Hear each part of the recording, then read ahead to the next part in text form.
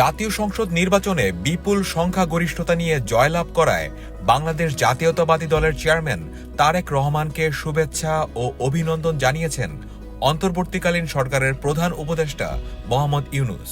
এছাড়া নির্বাচনে মর্যাদাপূর্ণ ফলাফল অর্জন করায় বাংলাদেশ জামায়াতে ইসলামীর আমির ডক্টর শফিকুর রহমান ও নির্বাচনে সাফল্য অর্জন করায় জাতীয় নাগরিক পার্টির আহ্বায়ক নাহিদ ইসলামকে অভিনন্দন জানান প্রধান উপদেষ্টা।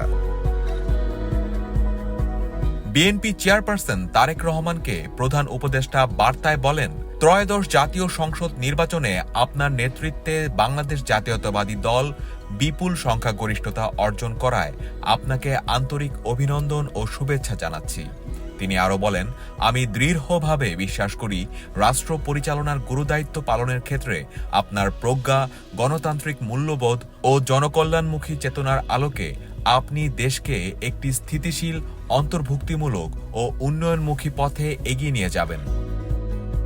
বাংলাদেশ জামায়াতে ইসলামীর আমিরকে প্রধান উপদেষ্টা ভিন্ন আরেক বার্তায় বলেন, ত্রয়োদশ জাতীয় সংসদ নির্বাচনে আপনার নেতৃত্বে দলীয় প্রার্থীদের সক্রিয় ও ব্যাপক অংশগ্রহণ, দৃঢ় প্রতিদ্বন্দ্বিতা ও পরবর্তীতে নির্বাচনের ফলাফলকে শান্ত ও মর্যাদাপূর্ণভাবে গ্রহণ করার জন্য আপনাকে আন্তরিক ধন্যবাদ জানাচ্ছি।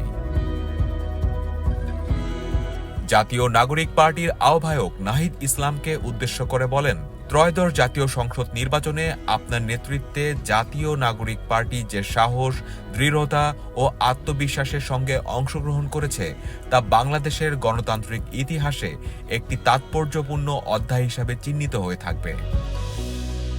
মাত্র এক বছর আগে ২৪-এর ছাত্র জনতার অভ্যুত্থানের প্রেক্ষাপটে জন্ম নেওয়া একটি নবীন রাজনৈতিক দল হিসেবে ৩০টি আসনে প্রতিদ্বন্দ্বিতা করা, তার মধ্যে ৬টিতে বিজয় অর্জন করা এবং আরও কয়েকটি আসনে তীব্র ও সম্মানজনক প্রতিদ্বন্দ্বিতা গড়ে তোলা এক অসাধারণ অর্জন।